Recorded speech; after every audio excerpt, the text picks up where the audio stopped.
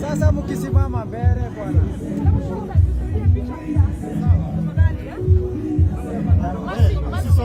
Msiingie nyinyi.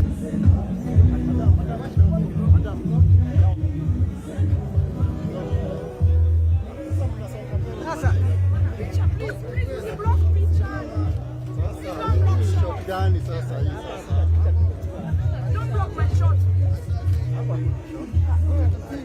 Umetufungia picha zote. Fungueni short.